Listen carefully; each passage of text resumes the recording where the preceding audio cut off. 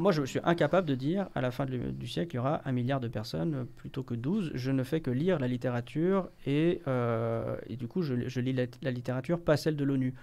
L'ONU a des façons d'estimer la démographie de l'avenir, toutes choses égales par ailleurs. C'est ça, ces modèles, en fait. Donc, elle prend l'état des lieux de la démographie à un temps donné, elle remonte sur quelques années, puis elle prolonge les courbes. Et ces estimations-là sont fondées sur les modèles économiques néoclassiques qui ne tiennent pas compte des limites des ressources, etc., tout ce qu'on sait déjà.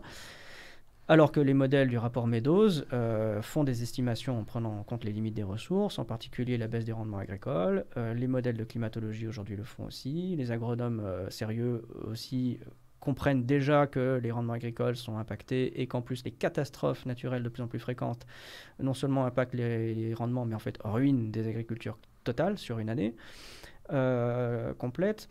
Donc oui, le risque fort est que la démographie passe à un sommet, un plateau au cours des 20 prochaines années, 30 prochaines années, et qu'ensuite on observe un déclin systémique et irrécupérable parce que la planète, on a trop dépassé la capacité de charge et qu'elle ne se reconstituera plus, cette capacité de charge.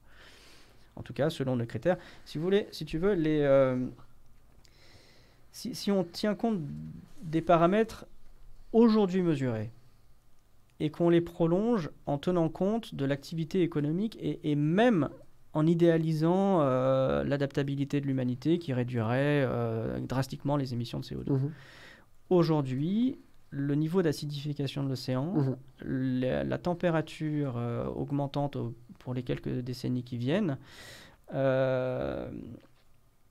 l'ensemble des pollutions diverses et variées, mais en fait, ne serait-ce que ces deux paramètres, l'acidification des océans et le réchauffement climatique, pourraient à eux seuls, utiliser beaucoup de conditionnels, pourraient à eux seuls être si graves que ce qui s'appelle des puits de carbone serait impacté au point que la planète, la biosphère, ne pourrait plus se restabiliser sur le plan climatique avant un petit moment, et rentrerait dans un système chaotique qui s'auto-entretiendrait avec des boucles de rétroaction positive, fonte du permafrost, des déforestations, etc. Donc les puits de carbone, non seulement ne seraient plus efficaces, mais en fait, toutes les terres deviendraient émettrices de carbone. En fait, c'est même déjà observé, y compris dans des milieux forestiers, y compris en Amazonie. C'est-à-dire que l'Amazonie n'est plus un puits de carbone. On le sait aujourd'hui, c'est mesuré. Donc si l'Amazonie elle-même n'est plus un puits de carbone, on est déjà en 2020 rentré dans un système potentiellement qui va auto-entretenir son chaos.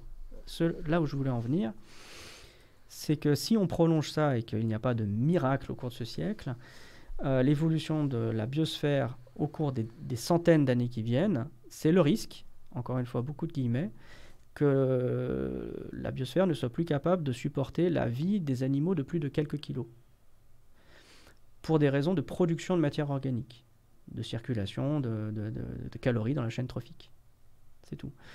Et ça, c'est pas des estimations en l'air. Ce sont les pires estimations, évidemment. C'est les scénarios les plus ennuyeux. Mais c'est des scénarios qui sont comparés avec les extinctions de masse précédentes, qui, elles, se sont jouées sur des paramètres comparables, les émissions de CO2, les trappes de Sibérie qui ont brûlé des hydrocarbures, en fait, du charbon et des gaz et du pétrole qui étaient dans le sol, voilà, du volcanisme qui a brûlé du CO2, qui a fait que le CO2 a été émis.